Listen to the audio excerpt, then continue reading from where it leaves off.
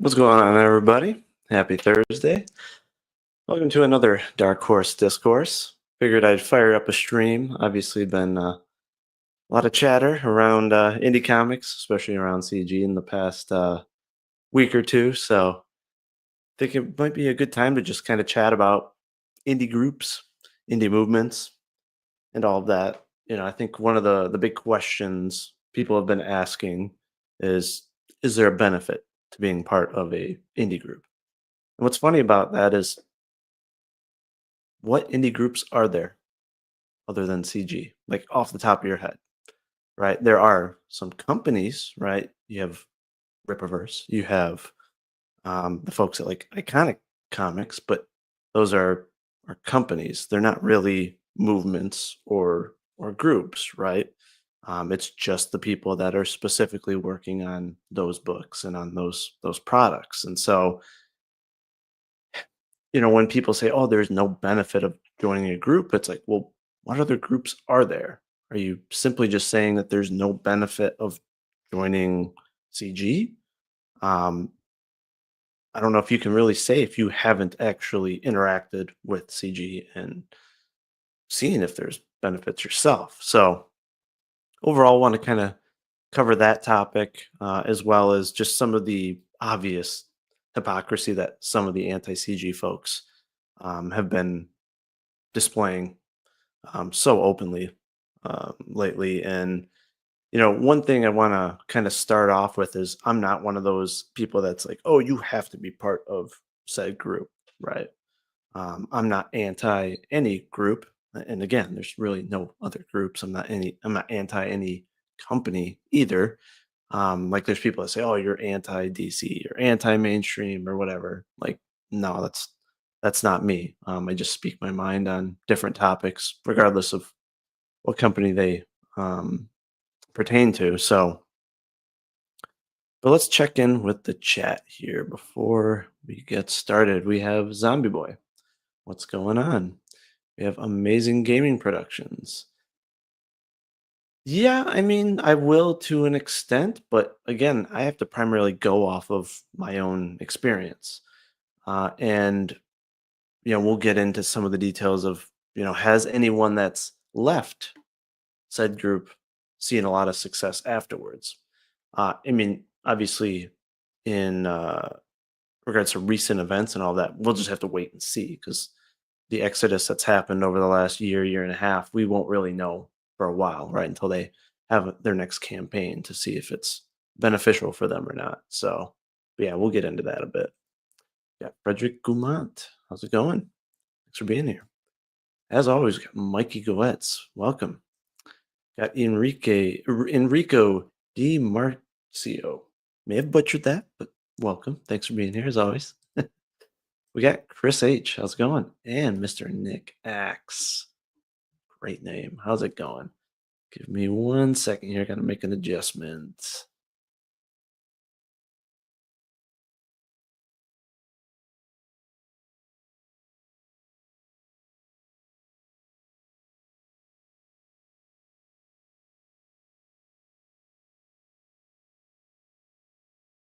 Alrighty. So first, I'd like to EFAP a video that has been doing its round recently from a Lasmat, and this is ironically titled "Comicsgate's Targeting of John's Dong Box," as I like to call him, is a warning to any critic. So, for folks that were here for last week's stream, we went over the extensive thread that essentially ended up being like a back and forth between myself and John, where he was just making just a broad statement that's just like CG is bad for the space, right? CG is bad for crowdfunding. CG this, CG that.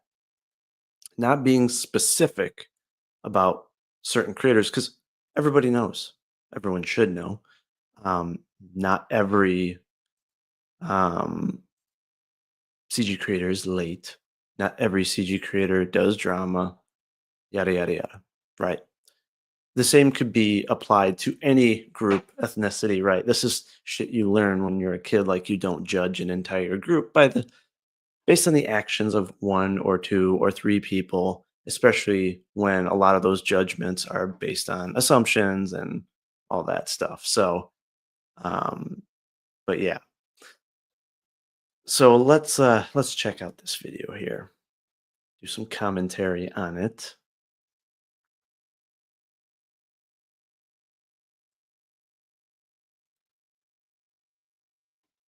All right. Let me know if there's any issues with the audio.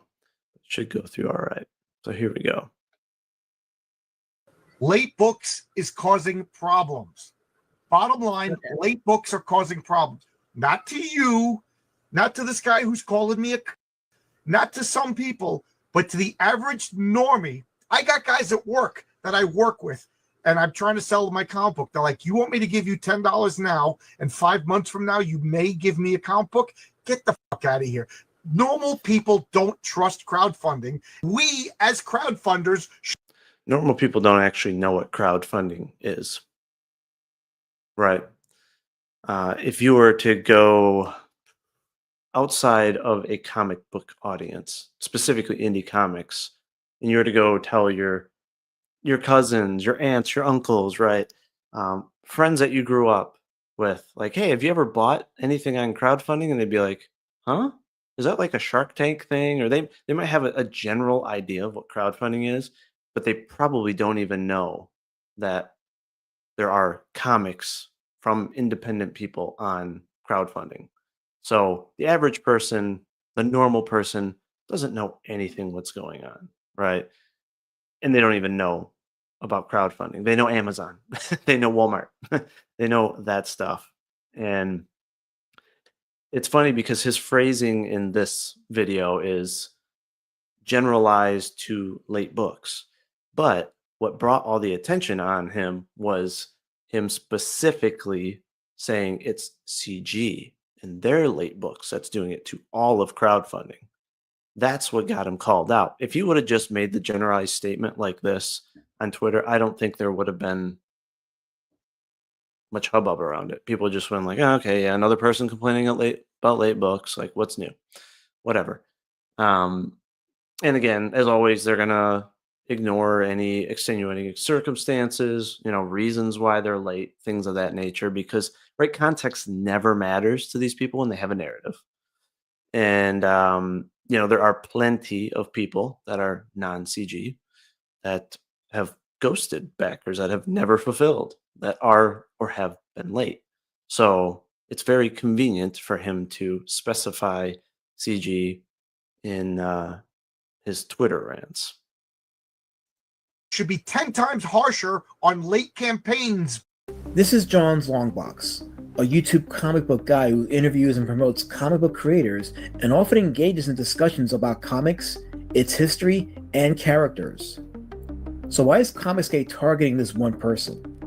What is the history of CG's predatory operation with him? Okay. This is what makes me laugh so much about anti-CG people. And yeah, I would consider Plasmat a new anti-CG, right? Because they like to call people new CG, is that they're so hyperbolic. And they'll complain about people criticizing Rippaverse, for example, or being hyperbolic about how bad his books are, for example. But in their language, it's being attacked, predatory behavior. Like, are you freaking kidding me? People basically, all I did was just contradict his statements, called out the hypocrisy. Like, hey, it's clear that you just joined CG to get promotion from it. And then when you didn't get what you wanted, you dipped out. People are not attacking him. They're making fun of him. They're just pointing out why they think he's wrong. It's called Discourse. And yes, it's Twitter. It's the internet. You can expect jokes to be made. You can expect people to be slightly hyperbolic. But this is just absurd, calling it predatory, being targeted. It's like, no, this is the consequence of your discourse, of your statements, of you painting an entire group with a broad brush when you know this problem that you have with late books is not specific to CG. It just gets the most noise because there are such crazed anti-CG people out there that their whole life's mission is like, how do we get revenge on EVS, or how do we get revenge on the people that have scorned us, which is not normal behavior by any means. And those same people will say, oh, it's not normal or sane to criticize Ripa, to do trash casts, to do all these things. But then they do the exact same thing. And we'll get into that too, right? They do streams just dedicated to drama, and then they sit there and complain about how people in CG are drama farming and all. That's like, you're literally in real time, doing exactly what you criticize others for doing. Like, there's just so much hypocrisy. It all stems from the very thing John's Longbox did that most within CG do not do: give negative reviews of books put out by the top guys. You see, John Malin, the writer and artist of God, He didn't just do a negative review, okay? And again, this could be ignorance, this could be being uninformed, but people that were paying attention realized that when Godlike came out, there was a coordinated effort on several streams to get a panel of people together to just shit on the book. And many of the people didn't even back the book. They specifically invited some people that they knew wanted to trash CG people. And I don't know, maybe they mailed them their copy or something, but I know some of them didn't even back the book.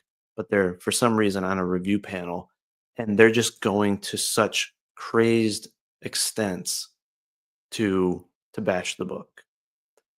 And it's almost as if they're doing it as like revenge for what, Ethan or whoever has done to Ripa's books. It just seems really ironic that they handled it in that manner. But he didn't just do it on his stream, he went on to other streams, and it was this coordinated effort to just go crazy. I mean, they were literally, and I said this in a tweet, they were acting as if an uninvited finger raped their rectum, like as if this book did that to them. They were so offended and upset by this book. And it's just like, John has, to my knowledge, done nothing to these folks. But for some reason, his book bothered you that much.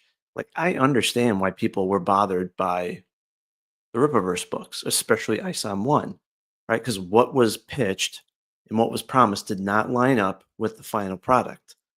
Now, you can say, hey, I didn't like John's writing. Fine, that's one thing. But to say, I mean, right here's a great example that his art isn't beautiful is absurd. He is a fantastic artist. But when you look at the art in ISOM, right, it's known, hey, 3D assets were used. There's very little creative art done in that book. So there's a reason for all the people that promoted him, supported him, read the books to be like, what the heck? Like, this was not what I intended to buy. But just because the story bothered you, it wasn't written the way that you preferred, like you dedicated all that time to bashing it, to me is wild, because just because the book wasn't written in your style does not mean it's damaging all of the indie space. Now, had he just plopped a bunch of 3D assets in there, charged a high price, then I could see why people would be bothered. But that wasn't the case here. Godlike, a floppy disguised as a graphic novel, didn't take kindly to. See, I love how he doesn't give any detail of how it's a floppy disguised as a graphic novel. Like, what was the page count? Like, interesting. Anyone issuing any type of negative feedback on his book. Absolutely none. People talk about the information dump at the front. I'm not making any apologies for that. I think for me and for this book, it's a little bit about like, I don't know, when you read a book, like an actual book, the front narrative is heavy, and I'm not going to apologize for that. In my documentary. And see, I don't see that as a bad response to said criticism. Basically, from what I understand, right, the front of his book was very heavy in text, right? maybe some people would consider it an info dump or whatever, but um, that's just his own writing style. You know, you can't expect someone to change their writing style to your preference, especially when you're pitching to a wider market. Every writer has a different style. I mean, you compare Frank Miller's style to Alan Moore's style, right? There's definitely, a lot more long form inner monologue for Frank Miller. When it comes to, Alan Moore, you're actually going to, like in Watchmen, you're going to get pages of prose. And some people will be like, I don't want pages of prose in the middle of my, graphic novel, for example. But I'm pretty sure anybody that, someone like Alan Moore is going to be like, yeah, I'm not going to change my writing style just because one group of crazed reviewers had an issue with it. Like he's building a new universe. He's trying to give people insight into it so that he can build it. And yeah, I mean, like Carbon Heart says, it was 80 pages. Hey, what's going on, Katie? That's not a floppy, right? And that goes into the discussion that we've had around pricing. People are saying, oh, it's only a floppy, right? If it's like, I don't know, less than 32 pages, or some people say it's less than 48 pages, right? This is 80 pages. That's not a floppy. That technically could be 4 floppies combined. So yeah, graphic novel. When the culture war hit those pretty pictures, I showed the sequence of events from when Malin and Ethan Van Sciver targeted a YouTube channel named Danger Vanessa, simply because she did not give. Again, that word targeted. Like, people made an award show. It got brought to the attention of the broader Twitterverse, right? And so they jumped into the chat and they're like, oh, hey, why aren't these people being nominated? And like, oh, they made some really strange rules and how's that convenient? And they had fun with it. They could have just played along with it. They could have just ignored it. But for some reason, they made a much bigger deal out of it. That's not targeting. I mean, you're having an award, contest or whatever revolving the indie space, which pertains to these people. So they have every right to give their input, and all the CG backers and fans have every right to participate in that. And just because it didn't go the way they wanted, I mean, but to say, oh, they got targeted, like it's not their fault that person then decided to nuke their channel or whatever, or react the way they reacted. Give Malin Scott like a nomination for the Book of the Year in her fan award show, the Nobody Gives a Damn Awards. The bickering and whiny female aggression Malin showed towards Vanessa, among other women he has shown similar aggression to, like Irene Strakowski, as well as Ethan Van Sciver maliciously sabotaging her show, led to maliciously sabotaging. This is so hyperbolic. And I love the music in the background, as if this is like the 60 minutes of indie comics. Like this is so serious. Gosh. And then white knighting for the women of the indie space. Like come on. Would you respond in the same way if they had engaged with a male person in CG or in indie comics? Like, come on. He's over at he's in the chat for John's Dongbox's channel right now for his drama-free "It's All About Comics" interview that just so happens to be with someone that's the talk of the town right now. So wouldn't be surprised if he pops in.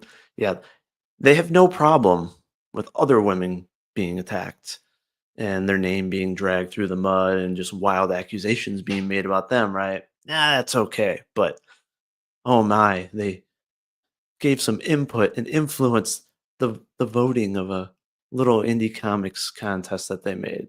Oh my God. Jeez. Vanessa leaving YouTube and X. DG? It became clear to anyone that Malin was going to punish any kind of negative feedback towards Godlike. But John's Longbox was So General Piggy says another funny point was how Malin reviewed Fiendish and gave her a lot of praise and really just criticized the word balloons. And this was after the Dungeoneer stuff. Yeah, I mean, on that topic, right? And I haven't really talked on it because I mean, there's not a lot to say. Like, I like Rennie, I like her work, and I like how she professionally just walked away. I have absolutely no issue with people that do that. That's the right way to handle it, right? Just step back, do your own thing. I don't think anyone is going to have a complaint about that.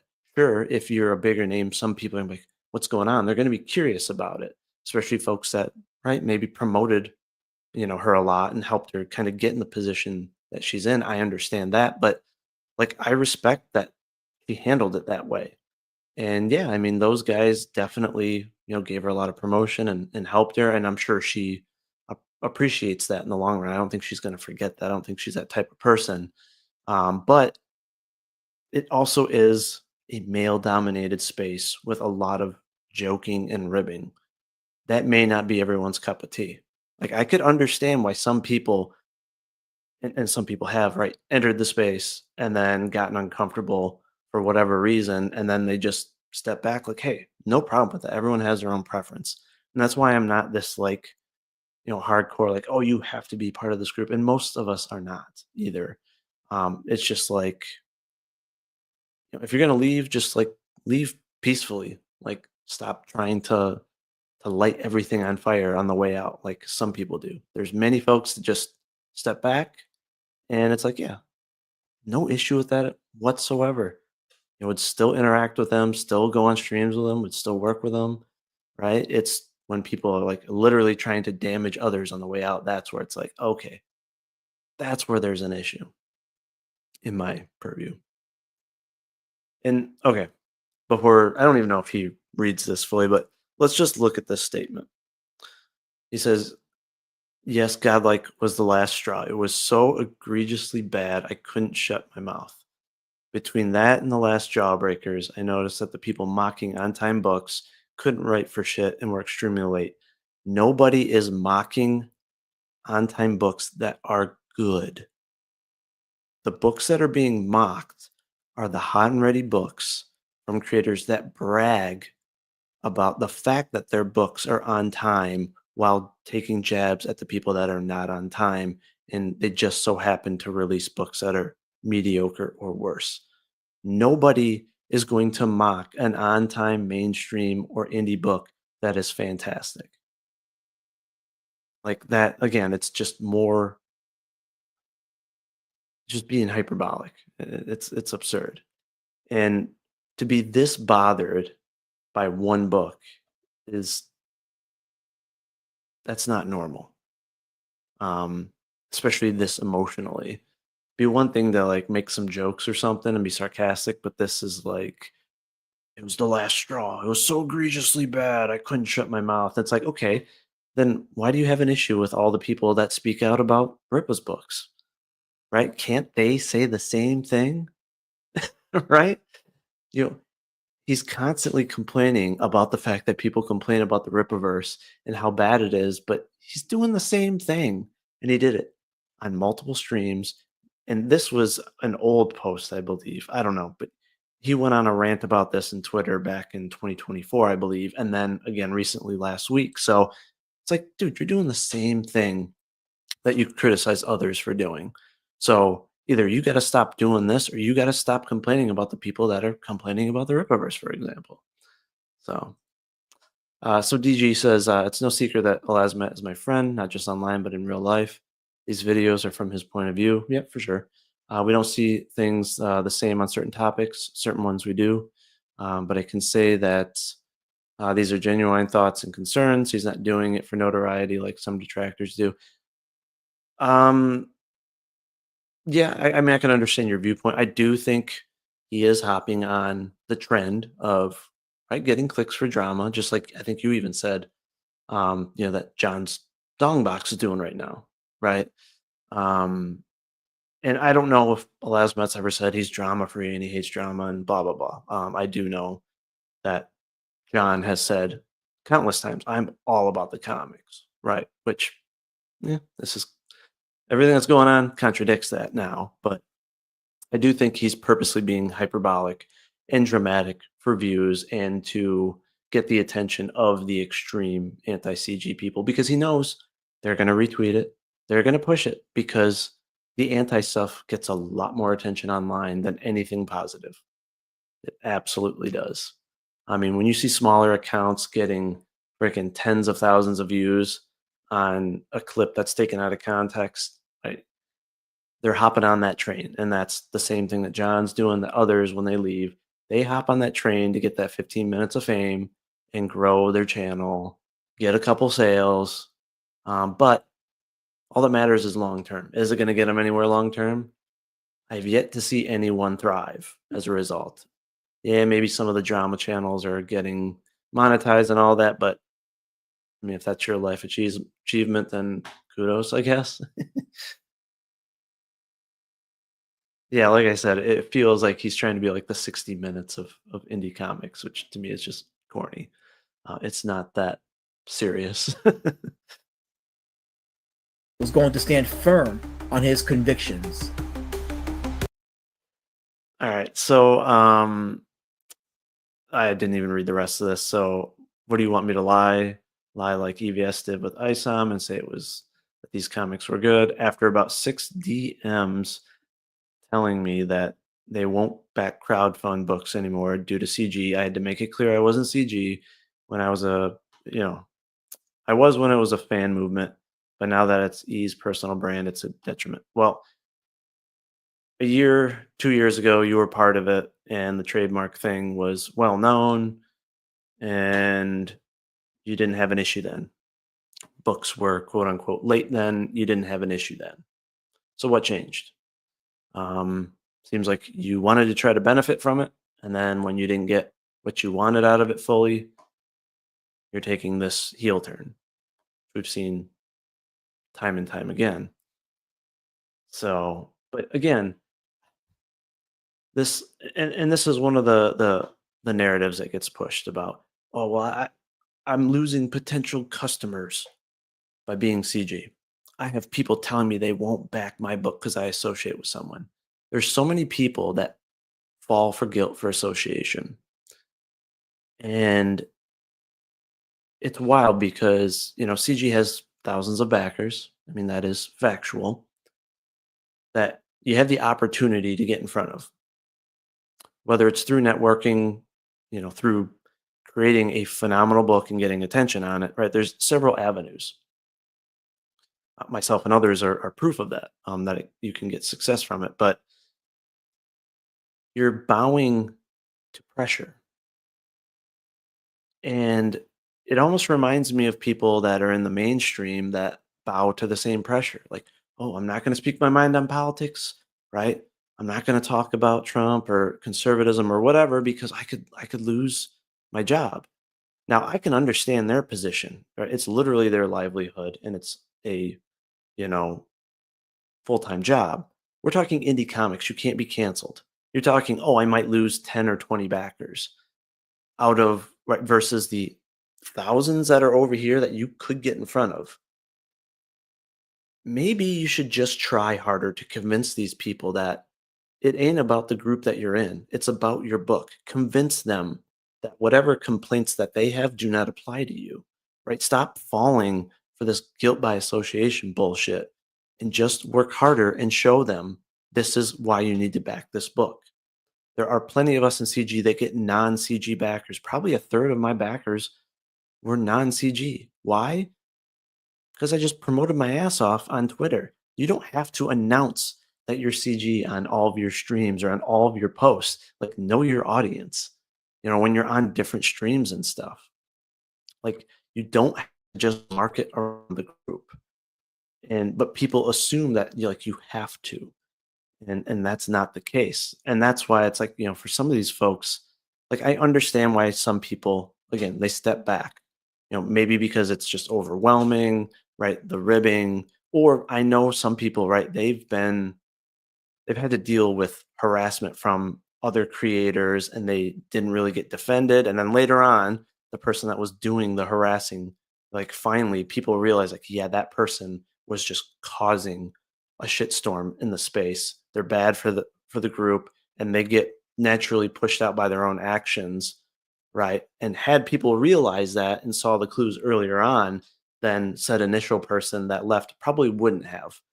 But I can understand why some people might just, okay, having to deal with one or two people that are just causing all these issues, creating drama and stuff. Like I could understand why they would walk away.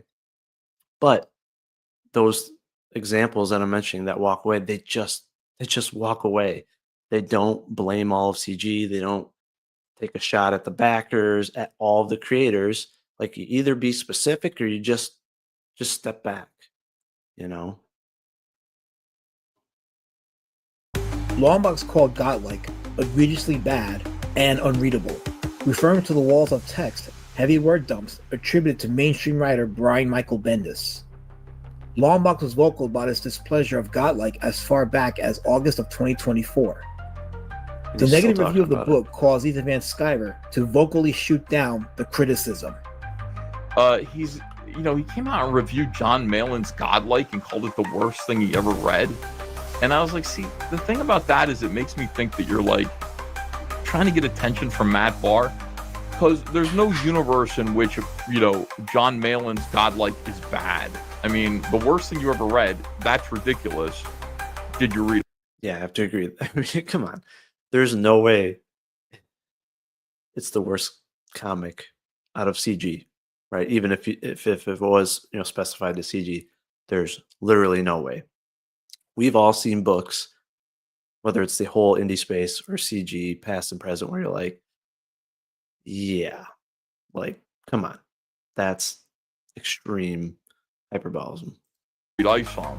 But when it's like, when you're saying it's even bad, like, that's not reality. That's a prejudice. That's a grudge.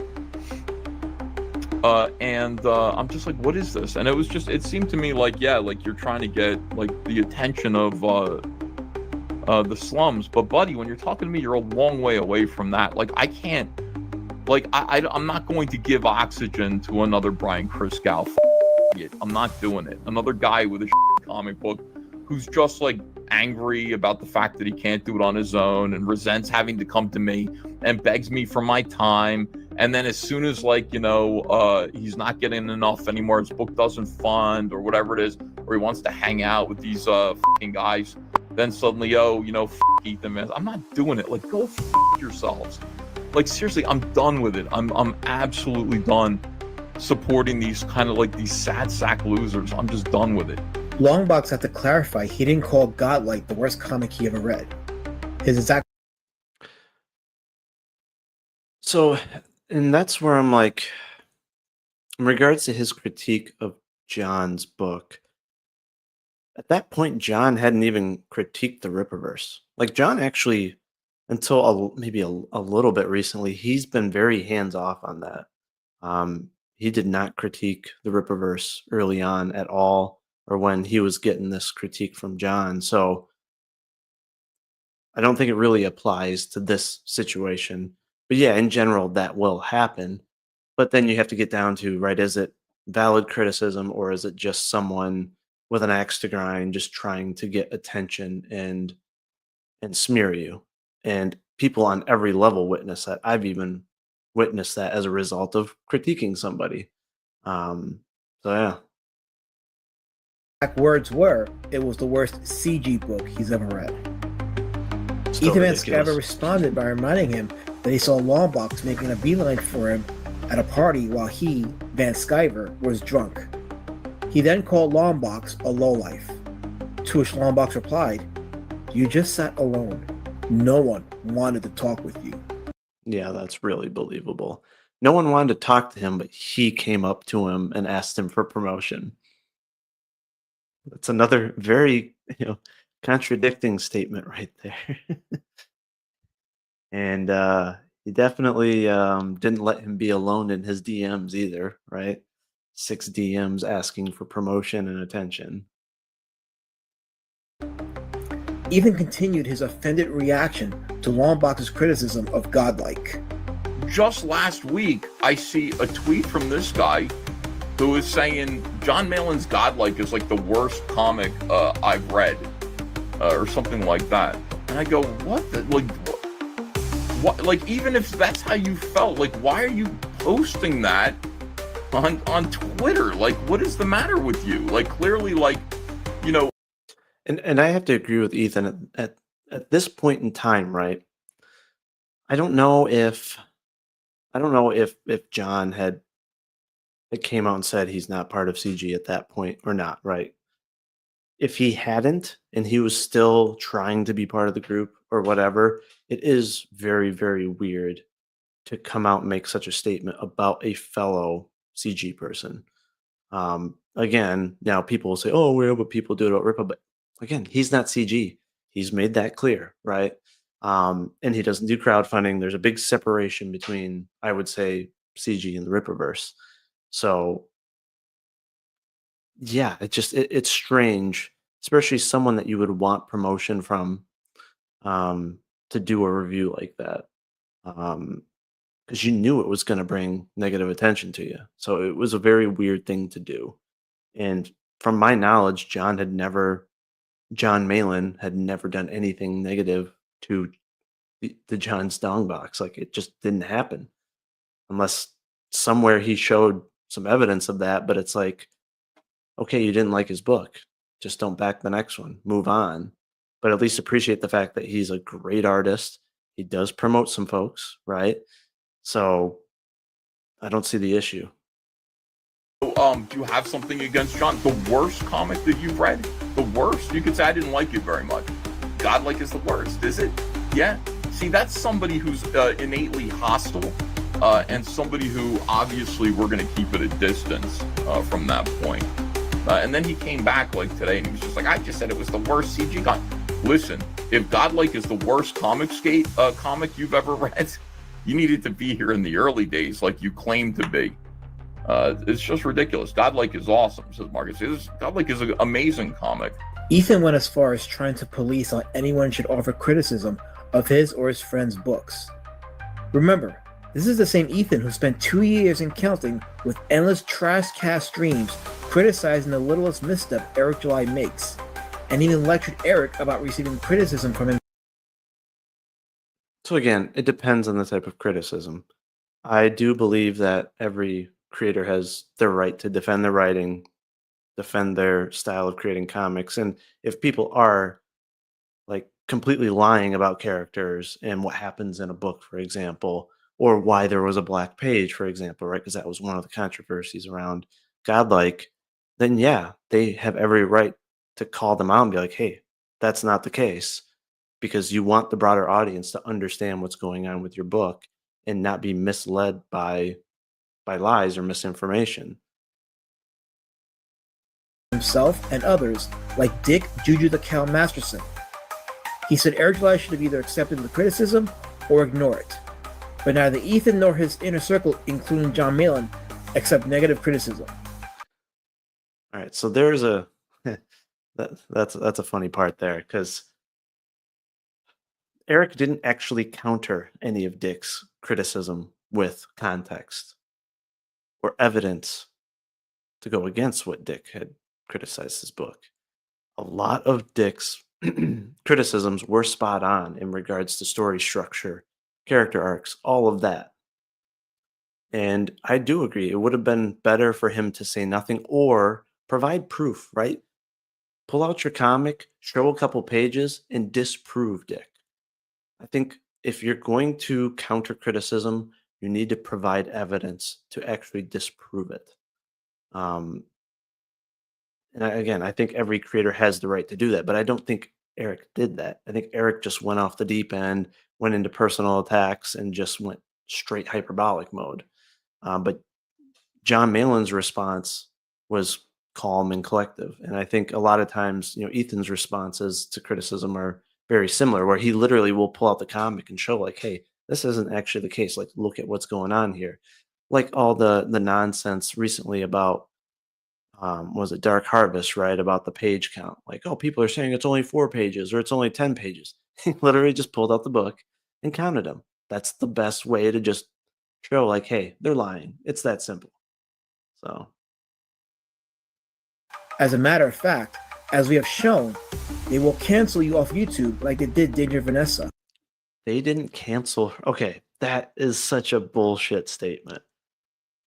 They have no power to cancel someone off of YouTube, right? There were no, I don't recall any copyright strikes or any strikes or anything that got the channel removed. From what I recall, she removed it on her own. That is not a cancellation. They did not have the ability to actually cancel that channel. That was just her reaction to criticism and them getting involved in the contest or the voting or whatever. That is not a cancellation. Criticism is not a cancellation. It's just absurd. Or in the case of John's Longbox, wish you actual violence. Okay. Again, extremely hyperbolic right there. Like, of course, he went very, very fast there to where you couldn't see the whole tweet very well. Let's see. All right. So, and I'm not going to have the time to find the original tweet to this, but I can't recall, and maybe someone can let me know, but I have a feeling that this tweet thread had to do with, again, taking jabs at late comics again. And he made this comment, which is clearly a jab, saying, "Oh, well, I broke my neck, but my books are still on time, right? Like his comics aren't on time, right? He doesn't have a broken neck." Well, he might not have had a broken neck, but he had a lot of other life things going on that were very severe as well. But you didn't know that, and now you do, and you still won't walk it back. Again, those extenuating circumstances that people love to leave out of the conversation when it comes to late books. This is clearly a joke. He's not actually calling for violence or whatever. Like, come on. In the case of John's Longbox, wish you actual violence. Wish you actual violence. Come on. Oh, this is so cringe. And this isn't EVS being hyperbolic. He's had a long history of wishing violence on his enemies. But Eric, anytime you want to Oh, talk, this is another great anytime one. you want to explain your brilliant ideas about shipping comic books to somebody, I'm all ears. I'd love to have that conversation with you. Retarded, dude. Absolutely retarded. He deserves to get smacked down every time he says like that. He doesn't mean physically. Okay. Again, you got to read between the lines. He means like be smacked down with words, right? Be countered. Like to actually think that he believes like he needs, yeah, you need to literally go find him and smack him down. Like, come on, be real. People should come in there, smack him as hard. Smack him. As soon as he says stuff like that, you know, it should happen. Like somebody needs to just step up, man. He shouldn't be able to get away with that. The thing to understand about EVS is, once you're in his... Oh, this is an ironic tweet, isn't it? It's a new year. How about we ignore all the drama farmers and let them wither and die? Or better, get attention by making good stuff. You should take that advice, John. Get attention by making good stuff instead of the drama farming you're doing right now and that you did tonight. They always end up being hypocrites. It's all about comics, guys.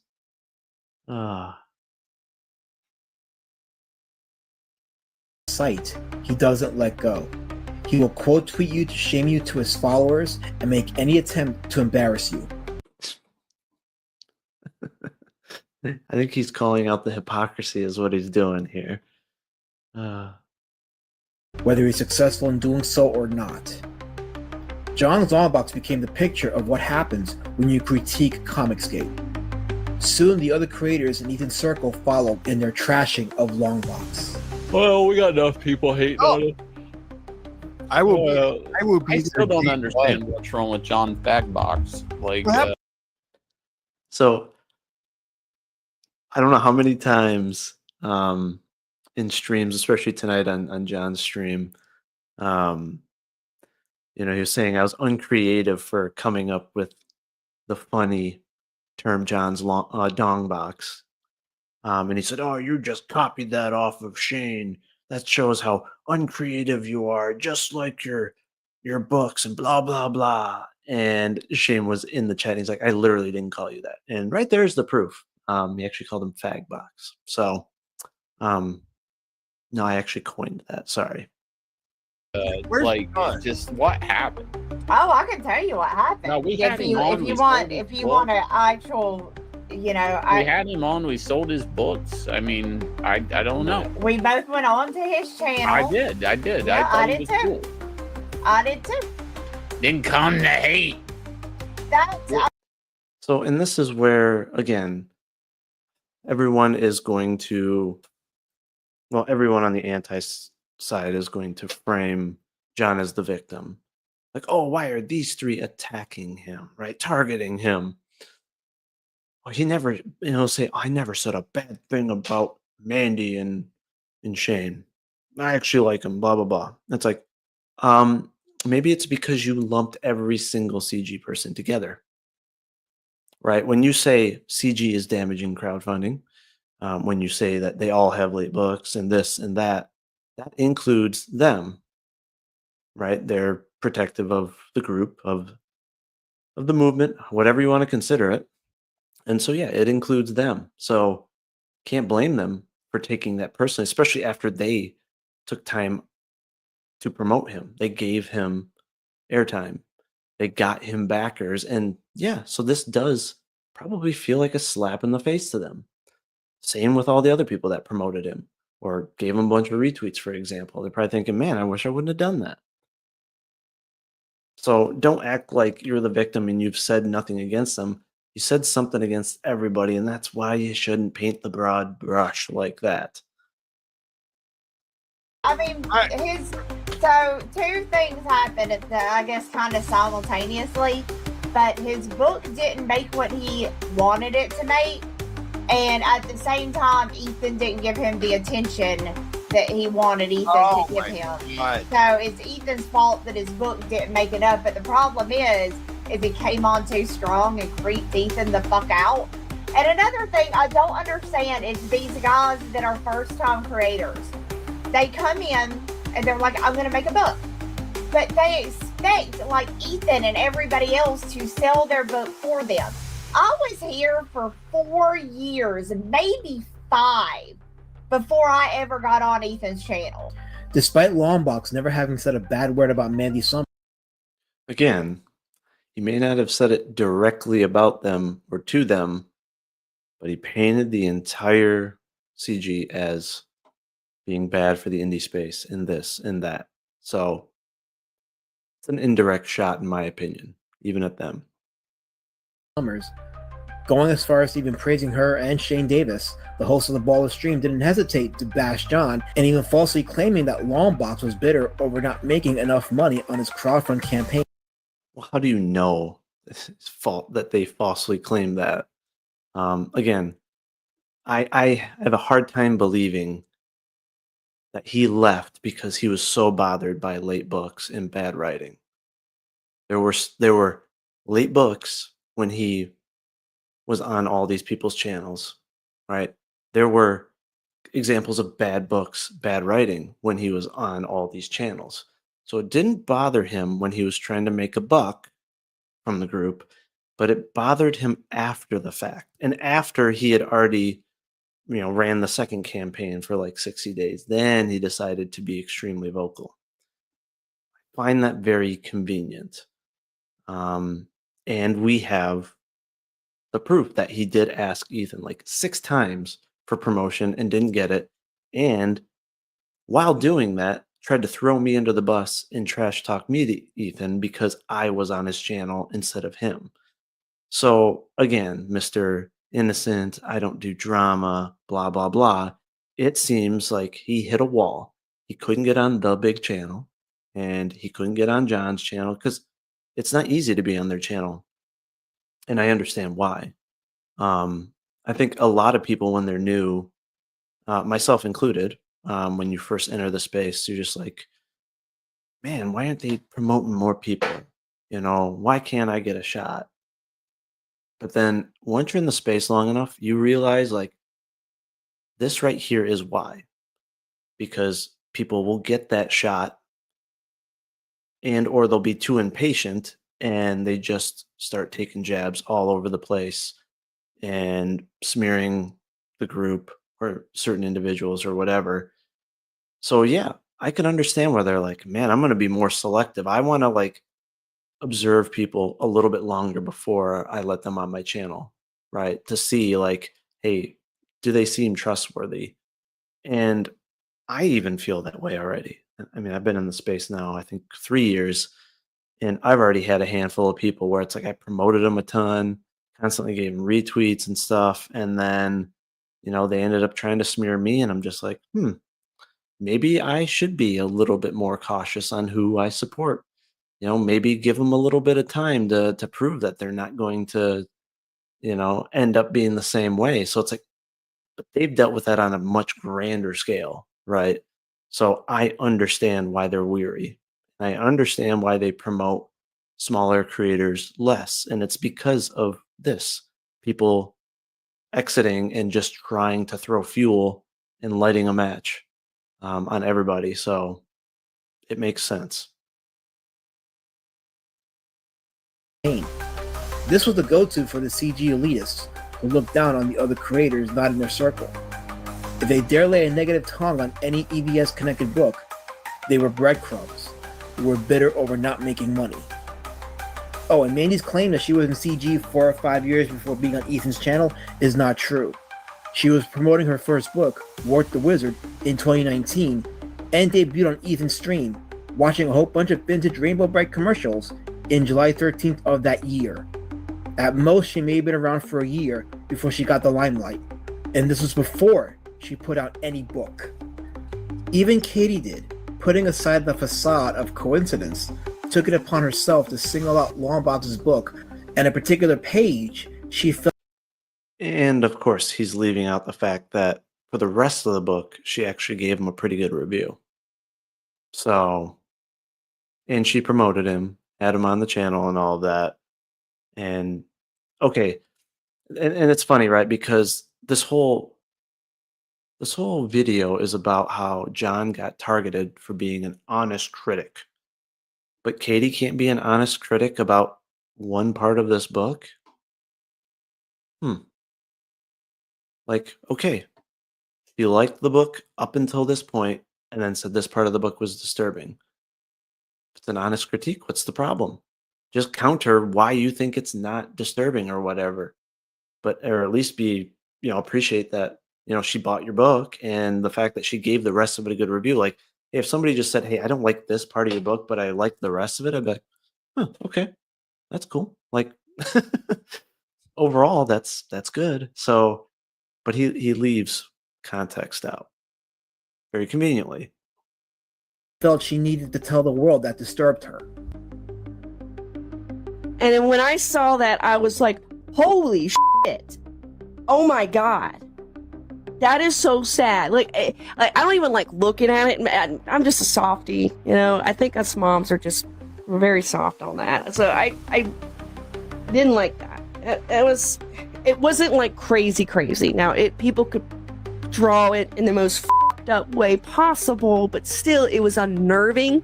And I get it that you're trying to make me very unnerved because it's like, oh God, so what's going on with this suit? And there's 666. Like, what the fuck is happening? You know, like, holy shit. Like, yeah, and on the black page thing, that's been done before. I was just reading, I don't know if it was, I think it was Yellow Bastard, you know, by Frank Miller. He had a black page.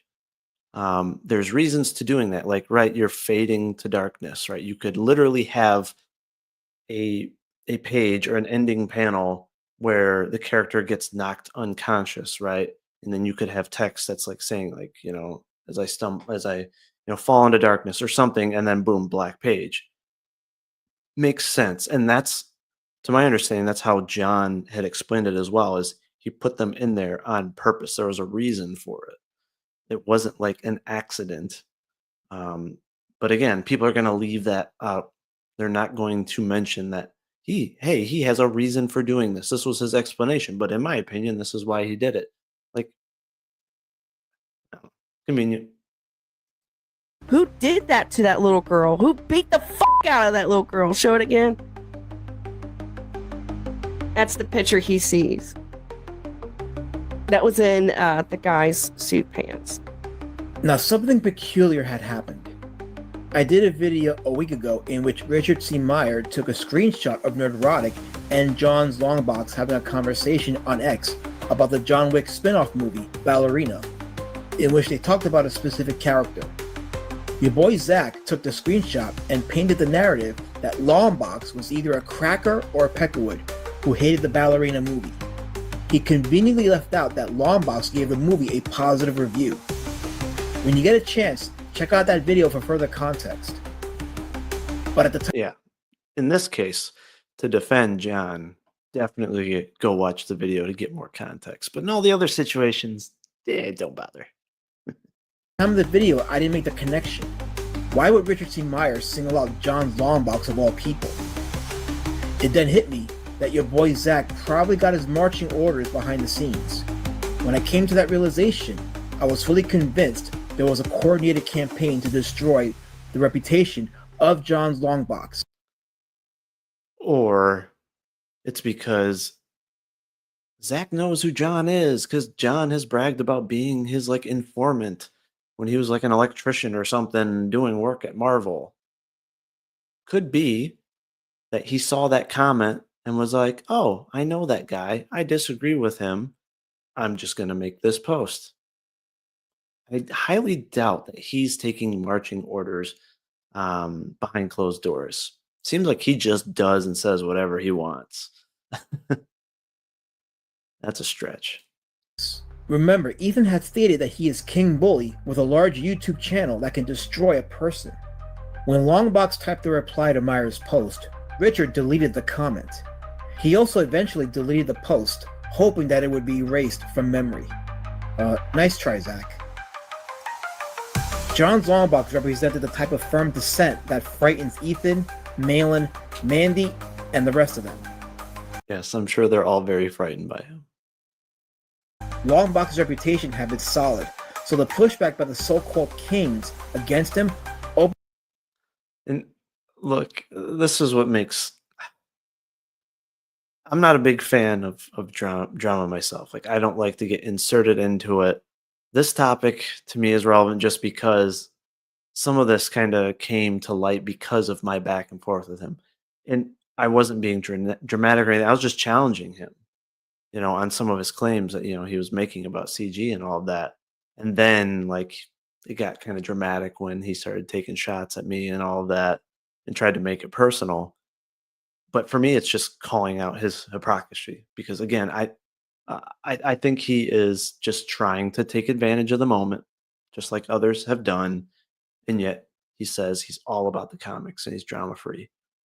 Like, I don't think I've ever claimed like I'm drama free. I avoid it. I don't watch it. Any of that. No, I try not to be involved in it or insert myself into it.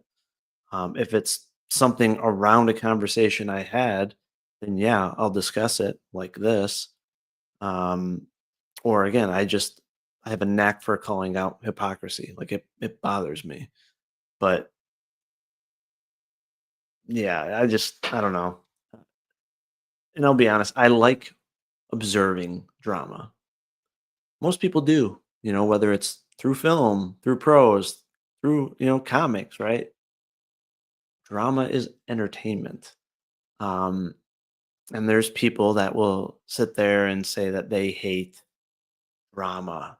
They hate it. I got to get away from it. And it's like that power's within yourself. And this goes into, I want to discuss just like navigating the indie waters. It's like, hey, you see a dramatic post? Scroll.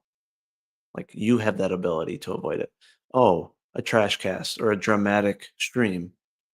Just don't click the play button, right? You don't need to get on those streams. You don't need to get involved in those tweets if you don't want to. If you make a wild statement take a jab at someone and people respond back in kind, don't play victim. Like that's just a result of getting involved. So in a lot of cases, it's up to you if you want to avoid it, if you want to avoid witnessing it or being a part of it. Um, so yeah. Opened up the eyes of a lot of longtime CG members as well as those outside who had already seen this playbook. The narrative was clear. If you have any negative opinions of CG or its books, keep it to yourself. Now, John Lockbox has just been speaking out again about his disdain for Comicsgate, and What I I don't recently get had him is on my show. if there's people who have issues with what's going on or any individual stuff in Comicsgate, I never understood the actually like taking it to the internet bullshit. The right reaction if you have an issue with any group like that is to either just move on or to address it with those people. And none of these people actually do that. They take the like sneak dissing route and go on live streams, or they go on like Twitter and do that stuff. It's like, man, just like, I don't know. I think it's all better if people just like talk to each other or then just move on. Like if you have an issue and it's not gonna get solved, then why are you even dealing with it? Sometimes it seems so like it just doesn't need to happen, But there is no leaving quietly. Even Doug TeNaples showed this back in 2019 when he tried to quietly leave CG. EVS wouldn't let Did he though? And why did he leave? And how did he leave? him and publicly made him an example because TeNaples wouldn't give thanks to Comicsgate at the San Diego Comic-Con panel in that year. And recently, comic book writer Richard Embry became the latest to defect, and it was only public because Katie made the details public on her live stream. But that's a story for another day. So there'll be another fun video like this, taking advantage of the drama going on for sure. So yeah, that's that one. All right.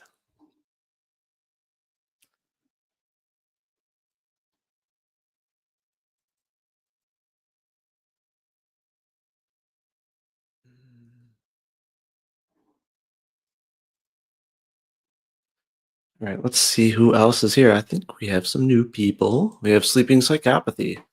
How's it going? Thanks for being here. It's probably right before your bedtime. You're looking for some human Valium or human melatonin. So I'm here to help you go to sleep with my voice. Uh,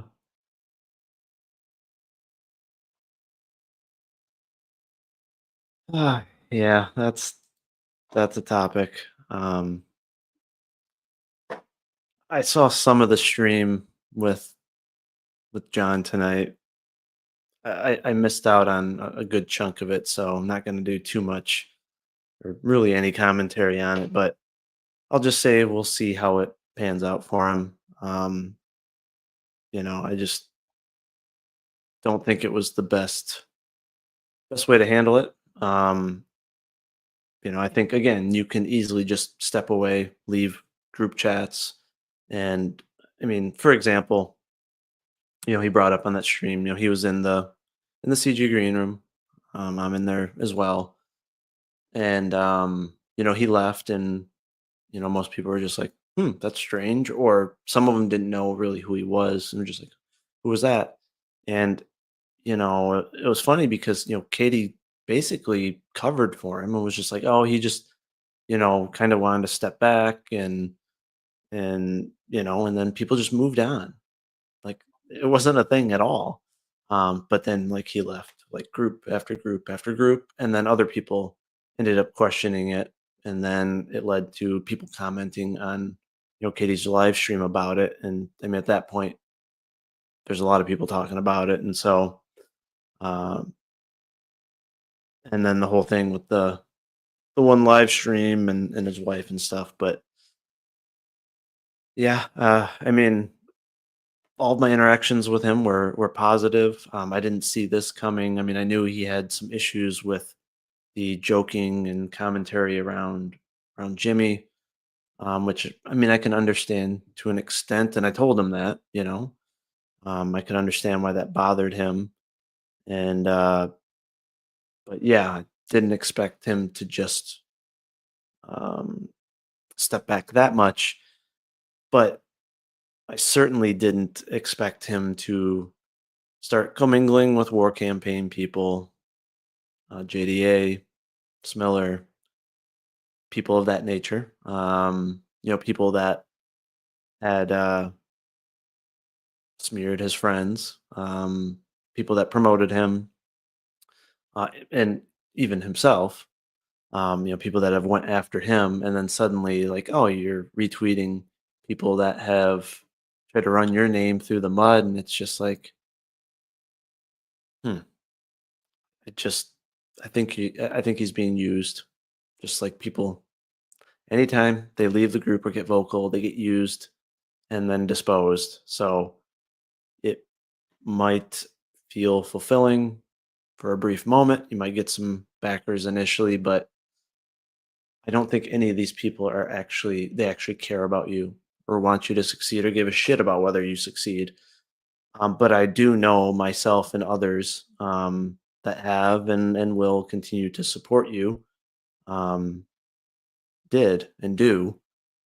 So I guess I'll just kind of leave it at that. We'll see how the chips fall, but it's definitely unfortunate. So yeah.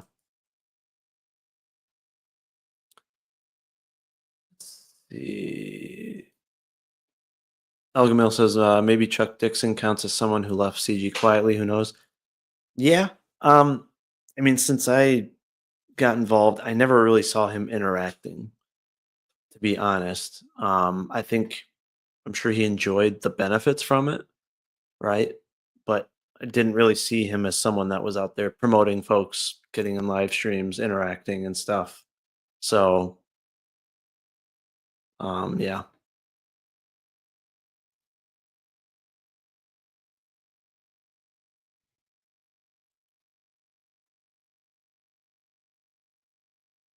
Yeah, I mean, I definitely understood, if what he's saying is true, and I don't doubt it. The whole situation with Mint being on that stream with him, like I could understand um him, not wanting to be on that stream, for example. But that's an easy fix, right? You just say like, hey, respectfully, just I can't be on the same stream. Like it's not you, it's just, out of respect for my wife and blah blah blah. Like easily that could have been avoided. And it's almost strange too that he wouldn't have known in advance that that could have been an issue. You know what I mean? Um, like she must have known who she was. Otherwise, right? It seems like it can't be just like a blind side. Like, oh, you're just like on a stream with a woman. It can't be that. Can't be that. So if he knew it could be a problem, then he could have been proactive, right? Contacted her, or right, just put in the private chat, right? Um, and ask for that. But yeah, but I could understand, why he would want to avoid such a situation. But I think there's ways that you can prevent it from being an issue, I guess.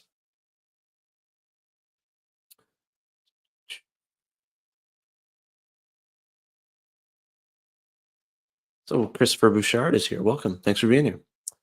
What's up, B.A. Turner? Hope your comic is doing well. I let someone borrow my copies of your book. Nice. And he liked it. So I don't have it anymore. So I can't wait for the new copy. Awesome. No, that's awesome to hear. Another satisfied reader. That's awesome. And yeah, comic is going very, very well. Script is going along really nicely, and I can't wait to show people art and tell folks who I'm working with. So hopefully this summer. But just trying to time it right. Make sure I got plenty of art to get ready for a sign up page and I will be off to the races on marketing it. So, but I'll be marketing it to everybody. Um, and that's that's the other thing that I laugh about is the whole topic of degeneracy, right? Like, oh no, some people are associating with degeneracy or whatever in CG, and I'm sure plenty of those people making that claim probably have their own bits of degeneracy in their life, and they're being hypocrites. But when it comes to selling your comic, you should want to sell it to everybody. I want all the degenerates to buy my book. I want everybody to buy my book. You should want everyone to read your book. It's wild to be like, oh, I'm going to purposely avoid promotion or avoid streams out of fear that I could associate with someone who's not going to expose me to that or even talk about that. But I'll simply just get the chance to promote. And it's like, come on. Like, you're an indie creator, you got to hustle. You can do that morally for sure. But you don't have to, again, it's this fear of guilt by association. It's really kneecapping so many creators these days. It's just really unfortunate. And yeah, if you watch the replay of last week's stream, we covered that pretty extensively. Especially, I had a panel of guests. I didn't have a lot of input on it, a little bit, but yeah, folks definitely voiced their thoughts on that. So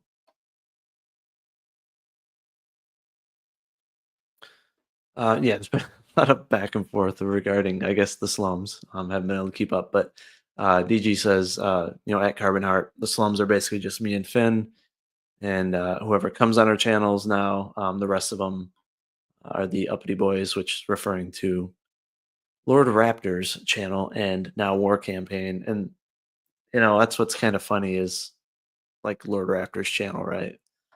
A lot of the people that I've seen in the chat are vocal, like anti-drama. Like, I can't believe these people are doing drama streams. They're taking shots at people. There's trash cash. Oh my God. Meanwhile, they're literally watching a channel and a stream that is literally 100% around drama. It's like, come on. And you'll see some of the fence sitters, in those chats. They're reaping the benefits of promotion and being in DM groups, with folks like EVS and Shane and all of that. And, acting like they're, supporting them and like they're all about promotion and all that. But meanwhile, they're in the chat going along with those folks that are literally just trying to run their name through the mud. And it's like, at some point it's going to catch up to them. But all people have to do is look in the chats and just see who's hanging in there, how they're interacting. And it's like, you can see trends, it's things are noticeable. So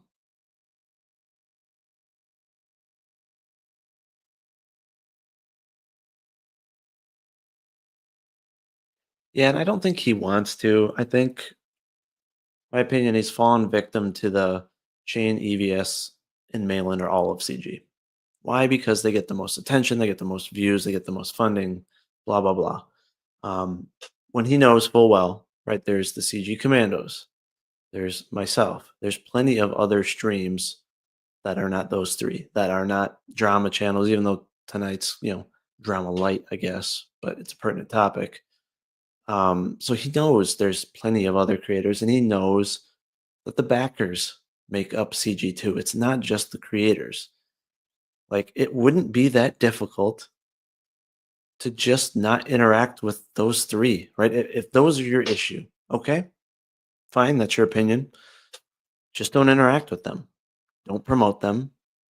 And yeah, leave the channels, the DM groups that they're in, I guess, if you want. But at the same time, you don't have to interact with them. There's plenty of other links in streams that give you the opportunity to promote that has nothing to do with them.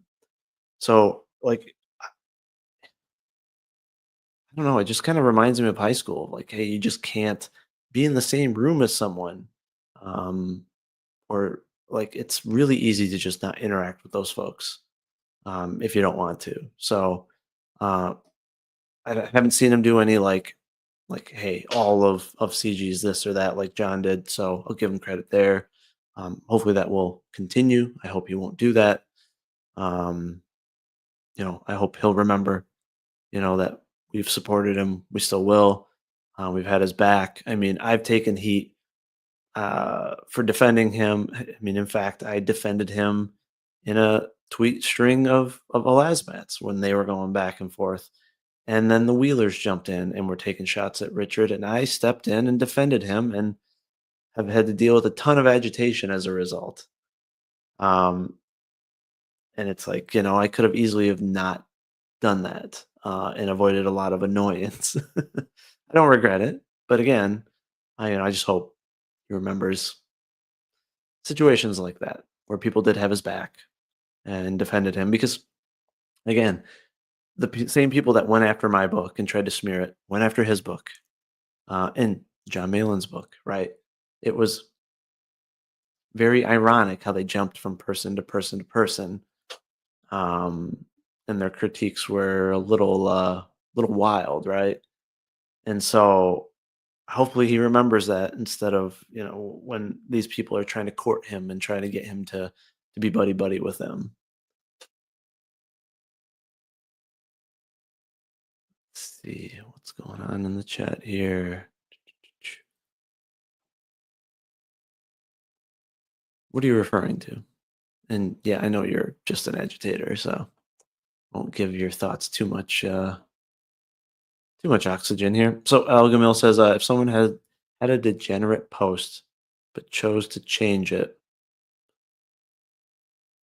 that is a positive. Continuing degenerate behavior is a negative. Unfortunately, in both circumstances, the internet is forever. Well, and that's the thing. I'm talking about just associating with folks that have been perceived as degenerate or whatever, right? I would say a vast majority of CG does not do degenerate content or make degenerate posts or speak in a degenerate manner, right? Myself included. So, and I don't think Rich was involved in any degeneracy. So I don't think he had anything to worry about, is kind of my point, right? If people are going to criticize you for who you associate with, it sounds like a they problem. And that's, again, this whole thing with navigating indie waters that people are so afraid. Oh my God. Like they become like a slave to potential backers almost. And I've seen this several times where there's some of these like scorned ex-CG backers that will be like, yeah, you're not going to get my dollar if you associate with these people, or you could have had my money. And it's like quit acting like everyone's so desperate for your money. If someone's going to have that attitude and be like, hey, you're missing out. Like, I'm not going to kiss your ass and beg you for your backing. I don't think it's good optics. And I think creators need to have a spine and integrity. And it's like, if you're going to fall for that stuff just so that you can like try to get that backer while avoiding, again, the broader space and the potential backers that you could get. Like if you're just trying to satisfy 10 to 20 extremely loud potential backers while sacrificing potentially hundreds, I mean, you got to think about the business move there. Because yeah, some people just act like, oh, you're beholden to them because they have a wallet. And it's like, we're not beggars. Like crowdfunding is not begging. First off, creators need to have some integrity and not just be so worried about what every potential reader thinks of them or who they associate with. Prove to people with your words and action who you are, and just ignore all the nonsense and all the people trying to bring you down with guilt by association, because it's a very, very small crowd that are going to do that. Most potential readers, a good chunk, are not even going to know what CG is. And if your post isn't even talking about CG, or the stream is not talking about it, it's a good chance that's going to be irrelevant to whether or not they back your book. You need to focus on your pitch and you need to focus on impressing them with your book, with your art. That's going to get you a lot further than just disassociating with a handful of people.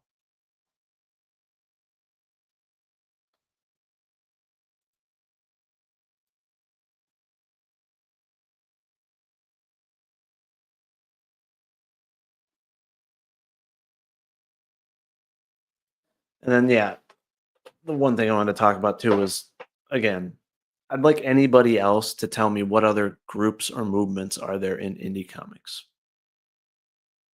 Because when everyone's like, there's no benefits to joining a group.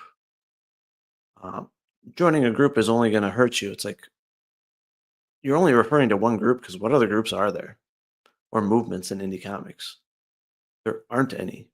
There's some small companies, again, if you want to consider Rippaverse, Iconic, for example, but they're not a open group that's welcomes new creators, for example. They're not a customer movement either. They're just a company. So really the only relevant one that people can think of is CG. Now, I'm not going to say that it's going to benefit everybody because that's not true. It depends on the books that you offer. It's going to depend on your approach. It's going to depend on your pitch, right? There's a lot of variables to it. But it definitely gives you a huge opportunity, right? Again, potential access to hundreds, if not thousands, of backers, depending on the streams that you get on. And no, to me, it's a group and a movement. The trademark is irrelevant, and you might need to study a little bit up on why the trademark happened. Then you should understand why it was necessary, because there were bad actors trying to dirty it up, essentially. So, yeah. And Dark Gift would be the person, in my opinion, that could actually educate you on that in their streams, where folks go into detail on that. But it's not a trademark topic because CG creators are not trying to use the trademark. There's very few people, there are almost no people that are trying to put it on their book because that's not their focus. That label being attached to their physical book is not even in discussion in most cases.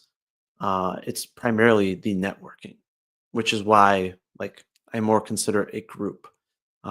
Started as a movement, kind of formed into a kind of a two-pronged thing, right?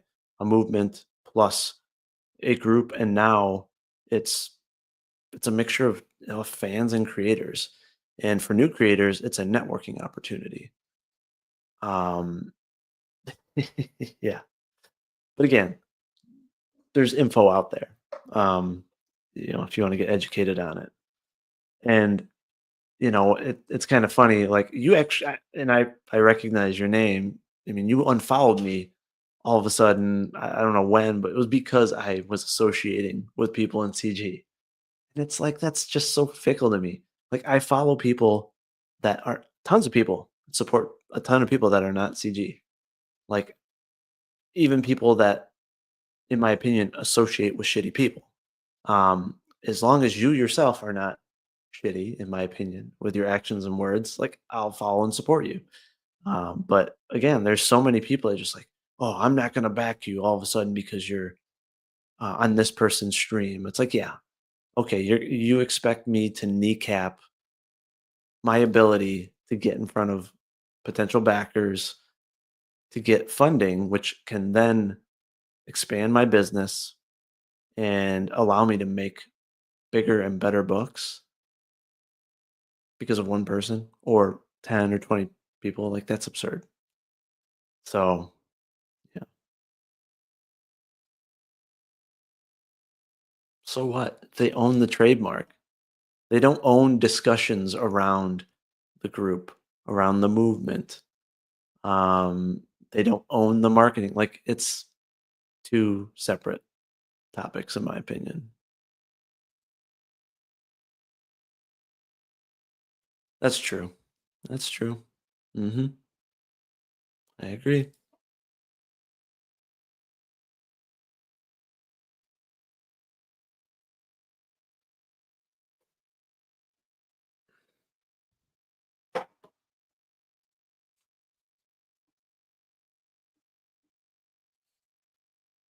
Many such cases. Many such cases. Yep. Yeah. It's a lot of salty people out there, pun intended. So, all right. So let me talk my personal experience here. Right. That's what I know best. Not going to apply to every new creator, obviously. And the thing is, too, you have people that join for different reasons. You're going to have people, right, especially initially, right, especially with the ex pros, right, or ex mainstream people. They join as a result of being pushed out of the mainstream, as a need to be able to continue what they're doing and make a living doing it, right, and to fight back, in regards to cancel culture and all of that. So there's why some people join. There's other people that, again, it's because of their thoughts in regards to the culture war, or conservatives being basically disregarded, political reasons, all of that. And then there's people that just stumble upon it or are looking for networking. That's me. So, I essentially just stumbled upon it because I was looking for a cover artist. My life was not comics at the time. It was actually writing prose novels, and wanting to do a crowdfunder for my novels. But I was inspired by comic book characters, comic book movies, comics in general, and so I wanted a comic book style novel cover. Strange, I know, but I don't regret it. That's for sure. And so I was just looking for an artist. Didn't have a Twitter prior to that, and just started literally searching for comic book artists. And I mean, I can't. I think obviously EVS popped up very easily due to his follower count, so followed him. And then as a result of that, then saw, oh, then there's this guy Shane Davis, followed him. Oh, then there's Clayton Barton, followed him. Ooh, his Kozar comic. Ooh, I really love that cover. Hmm. I really, really like the style of the line art. I really, really like how those characters are portrayed. I need to reach out to him. That's what got my foot into CG and into indie comics in general. I was impressed by their art. Had nothing to do with politics, had nothing to do with the group they were in. I actually didn't even know what CG was at that time. Had to do a little research after that. And reached out to him. Dude was super nice. Got me in contact with his brother because he's like, oh, I'm too busy right now, but my brother actually does line art, does inking, does coloring. So it's like, okay. Reached out to him. He did my first cover. Absolutely loved it. Fell in love with seeing my characters come to life. It's like, all right, we're going to do the second book. He did that. Loved it. And I'm like, okay, I got to get more art. This is what got me that inspiration that I needed to create a comic book. Of course, I started small, did the mini comic just to be able to see all of the major characters and some of the supporting characters come to life and get some experience as well, right? Seeing the process of creating panels, seeing layouts, just getting exposure to it. And while this is all happening, I'm seeing Ethan, I'm seeing the Bartons, I'm seeing Shane, all these guys retweet all these campaigns. And then I stumble upon Joe Sontag. I'm like, man, this character looks awesome. Follow him. I see how awesome his campaign's going.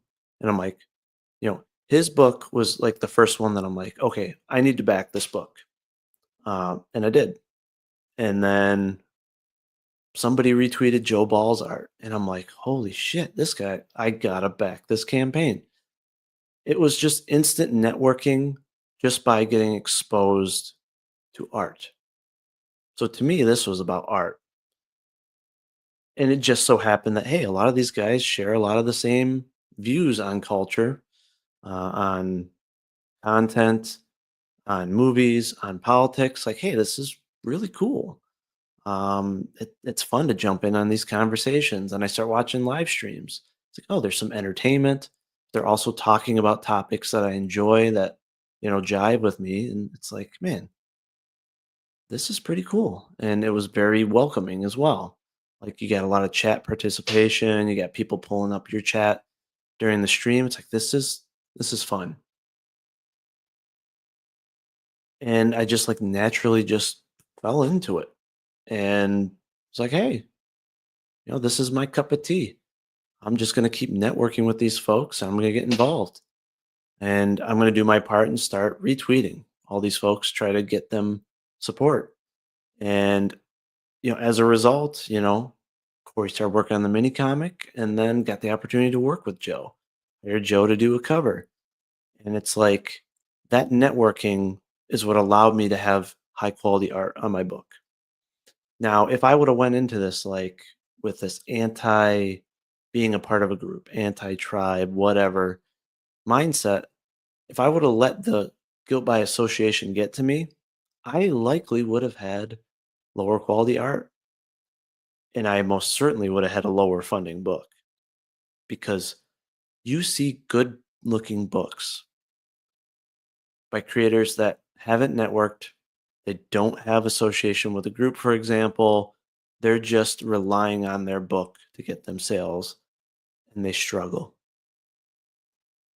And that's where you can see the power of networking with a group. But again, there's not a lot of groups out there. I still can't think of any other ones, right? But again, CG has established backers, it has established creators. Yes, it's changed just over the course of 3 years, but there's still plenty of promotion, there's still plenty of networking, there's still plenty of backers. So I do think it can still be beneficial to a new creator. The trick is how you navigate it, right? Because when you come in bushy-tailed, bright-eyed, like you have no idea who has good intentions and who does not. Most likely the bigger creators, they're not even going to notice you're there. Right? You might get a response or a tweet back or something, but within 10 minutes, that your name is not going to register with them. And what happens is a lot of those new creators come in and they're like, oh, he noticed me. Like, he's going to remember me. And like, they cling on to the idea of getting that instant notice and growing on that they don't realize like you need a couple years or several months at least before you might catch their attention. And your dialogue, your tweets are not going to be enough, most likely. It's going to be your book. It's going to be your interactions with people within the group that will allow you to get recommendations or, right, like in Rich's case, in my case, right, you'll get close to someone that's going to be awesome enough to be like, hey, I want to invite you into this group or see if the owner of that group will bring you in. And like you're blessed with that opportunity. It's not going to happen for everyone. And sometimes it might take years. Didn't happen for me until after my first 60 days. I still had to bust my ass those first 60 days to get that initial funding so I could go in demand. Like I didn't have any big channels or anything, really bring me on, I don't think, prior to getting my initial funding. So it's like too many people assume like, hey, it's going to happen in those 60 days. I'm just going to reach out to them. They're going to say yes. Everything's going to work out great.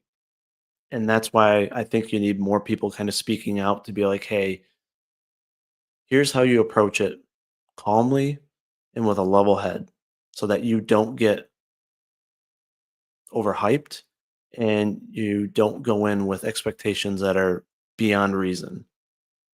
And I think most people do go in a little bit, beyond reason. I did even initially, but as I got more exposure, I listened to more creators and their experience, I realized like, okay, it ain't that simple. Um, and then you have again that layer of navigating people that are going to try to sway you away from associating with some people. They're going to whisper in your ear like, "Oh yeah, we'll get you backers and I might back you if, you stay away from these folks."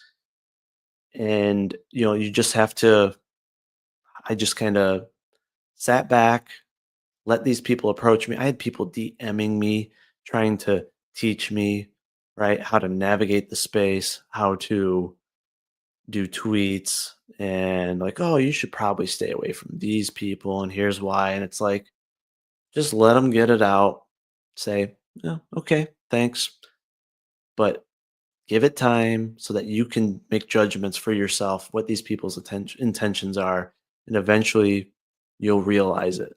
But if you fall for some of the folks early on, you may just flat out taint your opportunity. And I've seen that happen. And the lack of patience is the other killer too. Um, again, I got lucky. I got lucky to get on some of these streams, within a 2-year period of getting on the space. But I do want to believe that part of it was because of how I marketed my book, the people that I hired. That does go a long way when you can do a super chat and get someone to pull up your sign up page or pull up your art and have Dale Keown be like, "Man, that art looks fantastic." That helps you. Versus if like your art's not quite there on your book and you try to do that, it might hurt your optimism a little bit. You may need to be patient. And there are some folks, like let's say Patrick Quinlan, for example. They come in level headed. They come in knowing like, okay, I got a budget for my first book. I'm going to try to get funding and then I'm going to try to grow over time, right? And that's what he's done.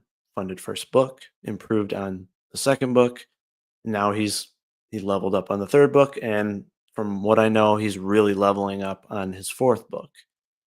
To where I think the fourth book, he's really going to be able to be like, "Hey guys, look at this art," and it's going to draw eyes, and it's going to get him on bigger channels.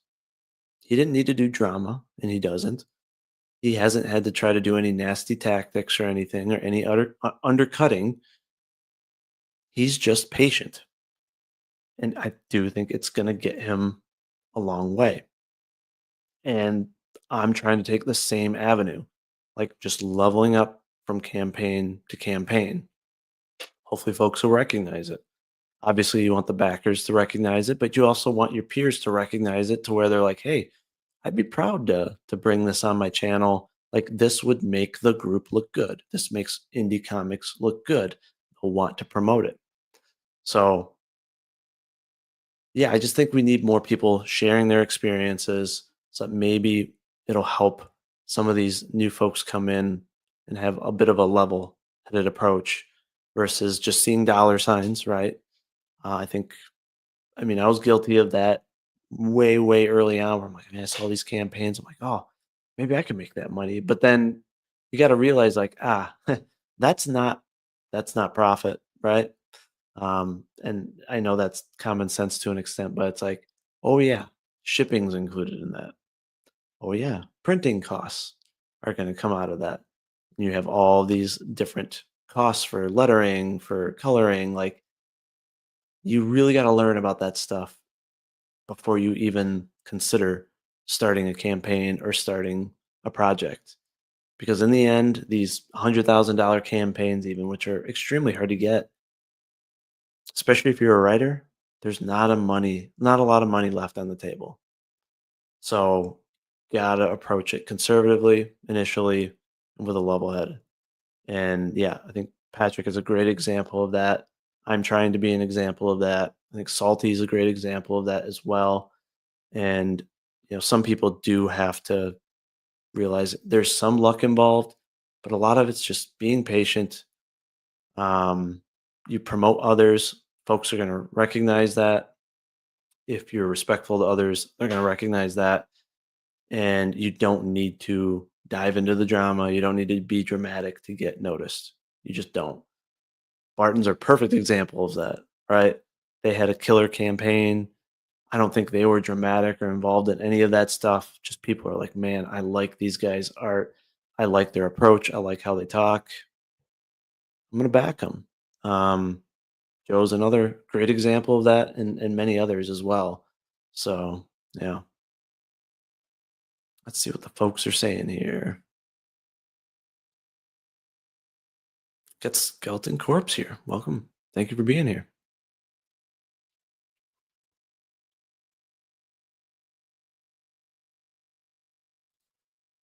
So DG says, I will say that network has fractured for sure. It needs to be mended, and that includes people who may have left or been disowned. Yeah, I do think I do think there's a lot of examples, where things could be mended for sure. I do think there are also examples where it's like, hey, it's way too far gone. Um, but I think in some cases that's good. There are some loose cannons and stuff where it's just like it's not worth the stress or the drama. It's just not. So I do think there's been some exits that are a long-term benefit to the group, but there are some that are just unfortunate, and I mean we'll have to see over time what happens. But um, we can be examples of like, hey, we can still promote folks that are not being nasty and not trying to bring down others.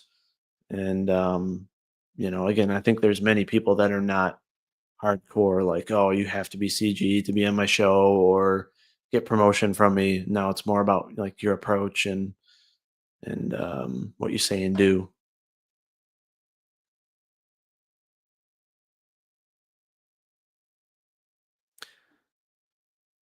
Um, yeah, I think that goes kind of what I was saying. I think there's two avenues. There's some people where I think it can be mended, and some where it's like you don't want it to be mended, and it wouldn't be good. It would never mend.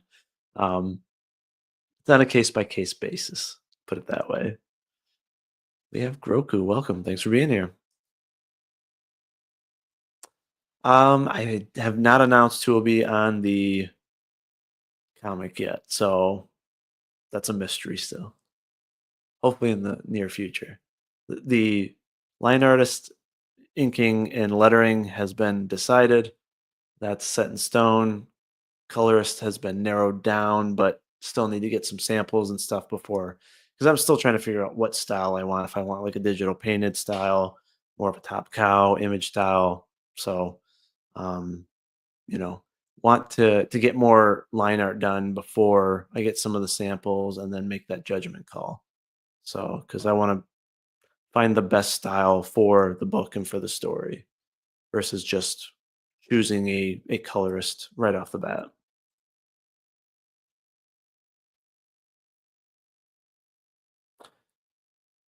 Yeah, that is the one unfortunate thing, and it goes beyond creators promoting, right? There are a lot of non-creators that promoted where it's just like you just don't see the channels anymore. Which it's like I don't know. I mean, there's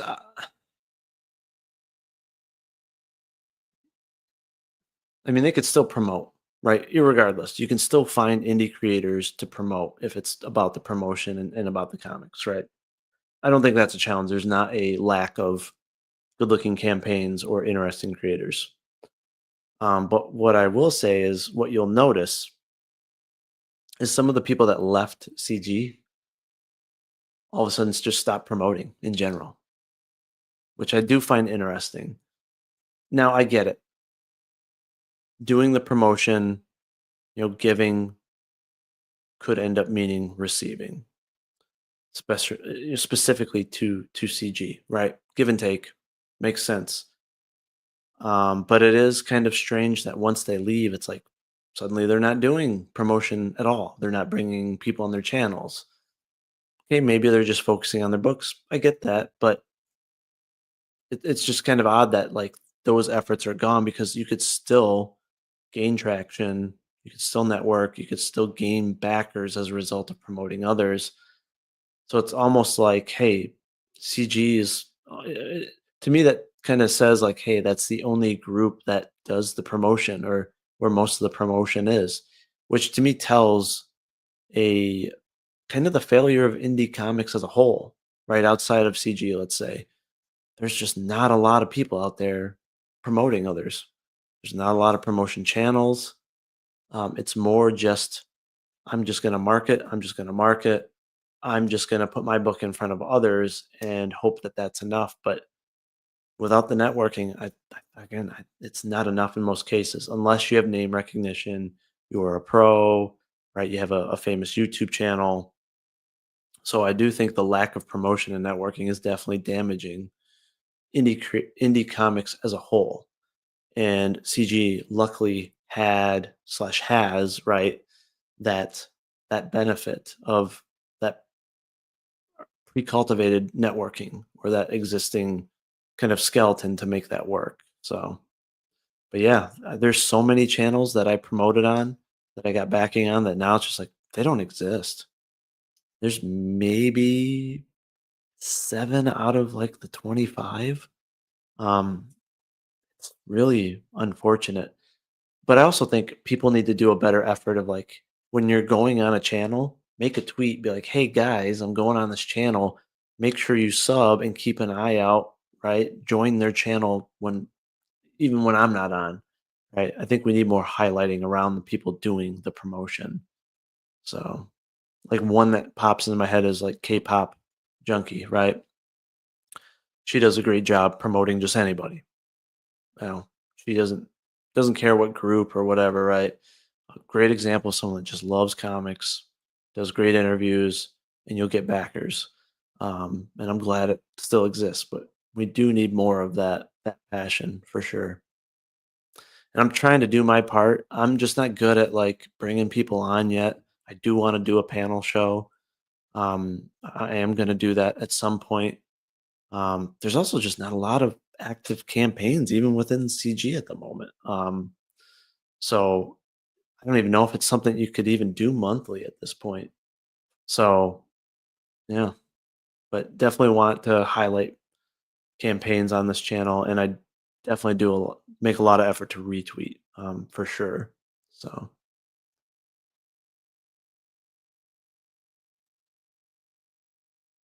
let's see. DG says, "Hear me out. We can let those with beefs let them be their own and make the connections we want. I can still go on a lot of those channels." Yep. Yeah, I mean that's true. But yeah. So Salty says it's not luck, BA. You navigated the space wisely. You had great marketing, and you're a good person, and blessed because of it. Well, thank you. And that's what I'm hoping most people will feel as well. I mean, again, the hardcore like anti CG people, you'll never please them unless you do a complete heel turn and they can benefit from you. Which is what I think is happening in Richard's case. Is suddenly they're his friend because they can get clicks and views and spread their nonsense to a broader audience. And so it's like I'm not going to try to please those people. Like, sorry, I'm not that desperate for a couple backers. So I'm gonna speak the way I want to speak. I'm gonna pitch the way I want to pitch, and I just focus on making a great comic. So what's going on, Art of Roy? Thanks for being here.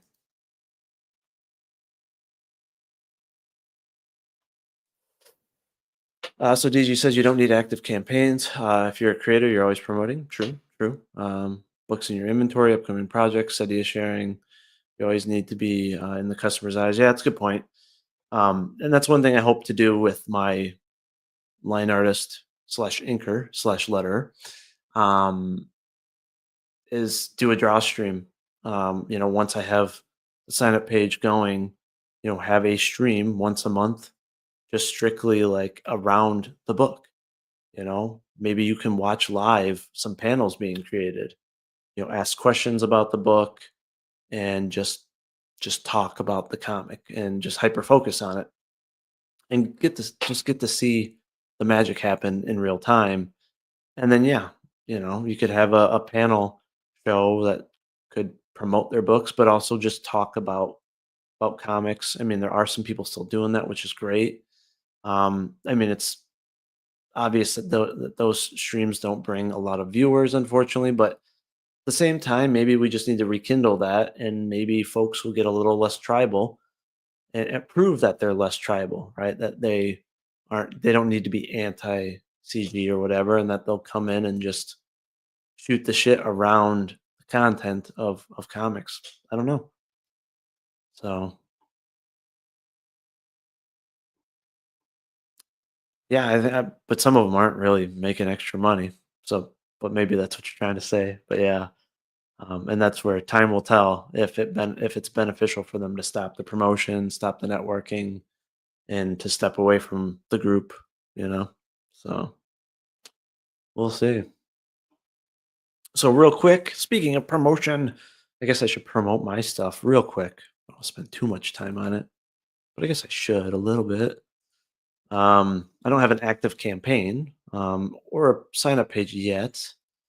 I will though soon, but I do have my books on Amazon. So thanks to my wonderful backers and all the great people, including some of the folks in the chat that promoted me and gave me an opportunity to get in front of their audience, I was able to have a successful campaign to fund some amazing art, which then now puts me in a position to put these out in front of the broader market and get it on Amazon.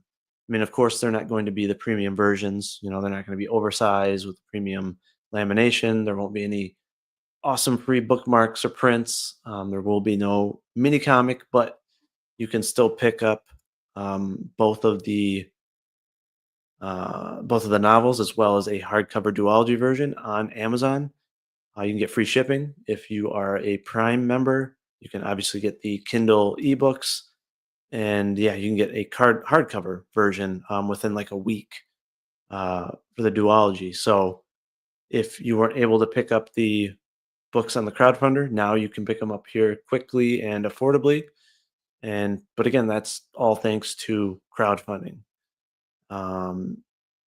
And all the followers that I've gained and all the audience that I've gained will help me, and it has already helped me gain sales on Amazon. So again, that's what it's all about. The networking and crowdfunding can help you get into comic book shops. It can help you confidently get on, you know, websites such as Amazon and Barnes and Noble, for example. So yeah, if you haven't read the books yet, if you haven't backed them, please go to Amazon, pick these up. Would love to hear your feedback. And yeah, I want everyone to read my books. I mean, that's why I'm here. That's why I'm in CG. Is, you know, I want to meet people, I want to interact, but ultimately, right, I want people to read my books. It's not just about making some money. It definitely ain't about making profit. It's about getting my books and my stories in front of as many people as possible, but also having a sustainable business with room for growth over time. So, yeah, please go and check out my books. Put this link in the chat here for folks. It's the bio page. It shows all the links and all of that. So go check it out.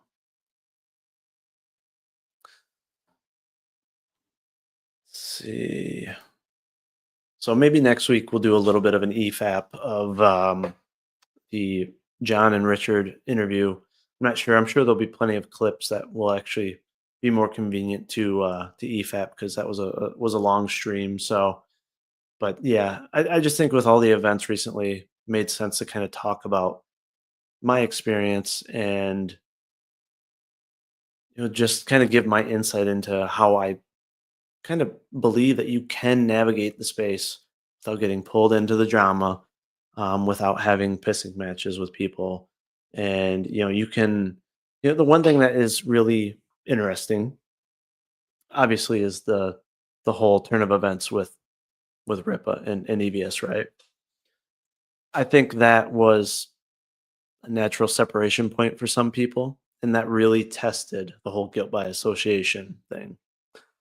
Because I think a lot of people, you know, for example, let me give some context here.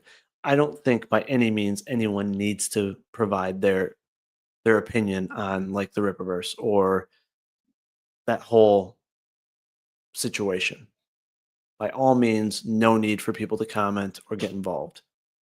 And in many cases, it probably makes sense to go that route. But I do think a lot of people disassociated with CG um, because they were afraid of guilt by association. Because I think a lot of people thought that the Rippaverse was going to lead to promotion opportunities as well as exposure opportunities to his audience. But I think we've seen that's really not the case. He doesn't really retweet campaigns. He might promote a little for the folks that he has working for him or that he wants working for him, but I don't really think anyone has benefited from a promotion aspect or funding aspect with the emergence of the Rippaverse, for example. And that's not like taking a shot or anything, but I do think that a lot of people have hoped for that opportunity. And so they did disassociate out of fear of guilt by association that, oh my God, if they see that I associate with Ethan or whoever, or people that are detractors that, oh, well, none of the Rippaverse supporters will support me, or I won't have a chance for work for him, whatever. And so you had people that just kind of stepped back, didn't give an opinion on any of it. No issue with that, obviously. Probably a smart move in some cases. But they also stopped interacting with Ethan, for example, because again, they didn't want people to come at him and be like, hey, why are you interacting with him? Why are you supporting him? Like, come on, don't you know what he's saying about Rippaverse and blah, blah, blah? And it's like, don't you have the ability to just be like, hey, he has his own opinions, I have mine. That's it. Like, or hey, I appreciate him as a promoter, what he's done for the space. I appreciate his art. That has nothing to do with, his interaction with or opinions towards the Rippaverse. Like, it's very easy to counter that. And if you're so afraid of just a couple dissenting opinions, but again, in exchange, you're potentially kneecapping yourself by avoiding this big CG audience. And yeah, people say it's a niche within a niche, it's tiny audience and all of that, but the funding potential is not tiny. The networking is not tiny. The exposure and ability to hire some great artists is not tiny, really. So I do think a lot of people, in my opinion, made the mistake of just trying to avoid or stepping back completely from CG as a result of fear of guilt by association because of the whole Rippaverse, the separation, let's say, the great war of separation between Ethan and Rippaverse. And I don't think anyone's benefiting from it. Yeah, maybe a couple people get hired by him, but to me, if he's unwilling to hire people that associate with certain people, that speaks more volume on him. And to me, that also speaks more volume on those potential backers, right? If they care about comics, they care about art, they care about story, they should not give a shit about who you associate with. Just like I don't give a shit about Alan Moore's politics. I give a shit about his writing, his phenomenal books, their impact on my writing and my entertainment. That's it. And if you're not able to elaborate on just separating those things and justifying yourself, when it comes to interacting with others, then I mean that's just unfortunate. Um, but yeah, that really was a test, I think, on a lot of people on are you going to be a victim of guilt by association or are you going to rise above it and just like hold firm on what you're into, what you stand for, and be able to, again, just navigate the indie waters. I mean, I've criticized the Rippaverse, the books. I don't lump all the creators together. Mine's more based on the content. Actually, it's more so based around his discourse and things that he said and what I believe it means for the indie space, and if I believe it's negative for the indie space. But I still really like, Mike Barron, obviously. I still back his books. I still, I think he's awesome. Same for Graham Nolan and other people that have done work for them. Rennie, for example. So it's not that hard to delineate those things. But for others, I think they were afraid of having to and having to, kind of stand firm on still being not necessarily loyal, but still have appreciation for certain creators and certain things that they do. And being able to vocalize it, they would just rather like, hey, I'm just not gonna touch that with a 10-foot pole. But I'm also going to distance myself from promotion opportunities and networking because I might get dogpiled. All right, because some of those, yeah, I guess it is Rennie, but is it Renee though? Her whole name, I don't know, but um, yeah, um, because that's the thing, right? People would, including myself, would get dogpiled for not even criticism, but just making a statement like, "Hey, I think it'd be cool if you promoted people once in a while." Like they were afraid of that dog pile because that dog pile impertinence to the Rippaverse could lead to, right, 10, 20, 30, 40,000 people viewing that tweet. And I think there's this fear, fear of impending doom when people are like, oh my God, if my name gets attached to this tweet or to this event, like I'm gonna lose my backers, it's over. And it's like, take a breath. It's going to blow over within a couple months. People aren't even going to remember your name from that interaction, right? Unless it's something that you're doing constantly or whatever. Like, it's not that big a deal. You can still voice your opinion, without being crazy hyperbolic or stirring shit. And maintain your backers, get new backers, get on these streams that might be considered controversial and all that. Because I mean, let's be honest, that's the only risk, right? To CG is, oh, you're going to get on streams where they may talk about controversial things. There may be jokes that people might say it's this ist or that ist or whatever. But again, you just need to be able to hold your own and be like, hey, did those words come out of my mouth? No. And I don't fall for guilt for association by association. That's simple. But again, you're indie. Unless you're desperately trying to get into the mainstream or something like that, you shouldn't even be worried about that stuff. And just focus on your own actions and words. And it's pretty easy. Like, hey, this stream is going to be around something I'm not comfortable talking about. Just don't join that stream or don't comment on certain things during the stream. Like, just be aware. That's all. I don't know. Some people, I think, just overthink it.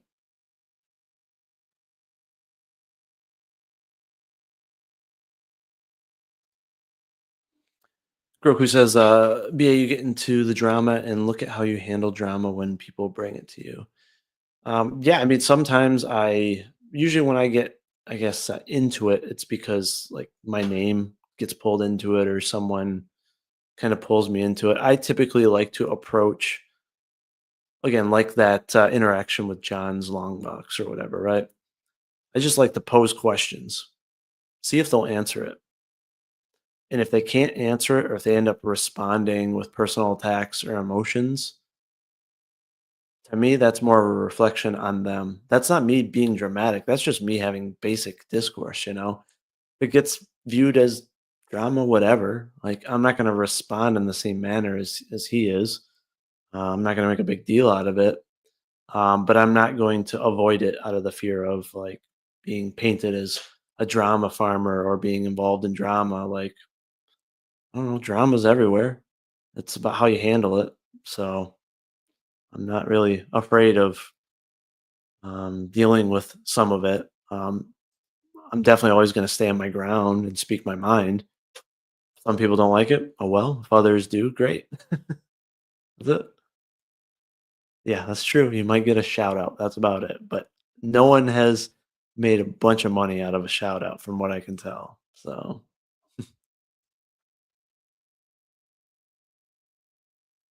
agreed.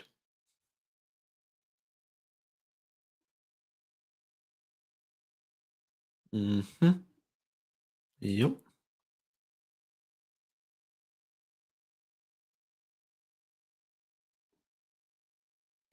So Art of Roy says, what made anyone think any of those YouTubers were ever going to use any CG artists who didn't have a name? Yellow Flash was still CG when he started his comic, so he tapped CGers. Yep. And that's what's ironic about, Eric hiring a bunch of CG talent, was that just like John's long box, right? He had no issue with the late books, had no issue with all of the other controversial things around it when they could benefit from it, right? But then all of a sudden, 2 years later, oh my God, late books is damaging crowdfunding. Well, first off, why do you care, Eric? You're not in crowdfunding.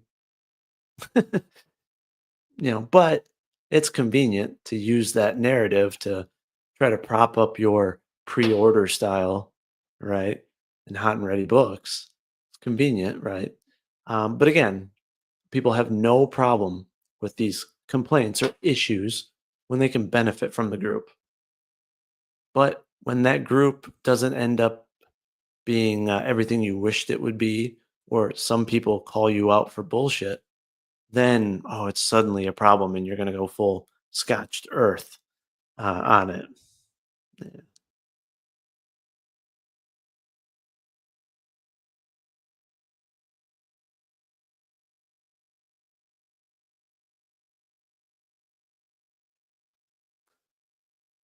Yeah. Yeah, he had. Oh man, did he have an opportunity to hire some amazing artists for his initial books, and he still hasn't. It's like, man, that's what's wild. It's like you got hundreds of thousands of dollars to start with, and then you pull in millions. Man, the people that you could have hired, the amazing books and art that you could have made. But yeah, I'd have to say, I think Dale, I think he's probably more selective. He definitely likes to work on unique characters, unique properties. I don't think he would really be interested in drawing like Isom or any of those characters. And he knows he can get paid top dollar from existing CG artists or CG creators, anyways. So he'll never have a shortage of work, and he can work at his own pace. So yeah, yeah.